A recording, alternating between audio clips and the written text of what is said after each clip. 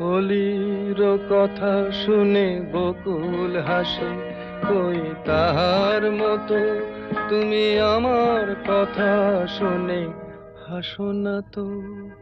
ধরার ধুলিতে যে ফাগুন আসে, কই তাহার মতো তুমি আমার কাছে কভু আসো না তো।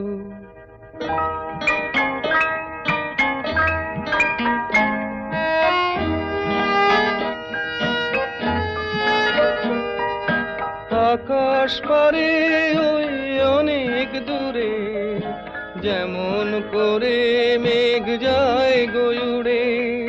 আকাশ পারে ওই অনেক দূরে, যেমন করে মেঘ যায় গয়ুড়ে। যেমন করে সে হাওয়ায় ভাসে।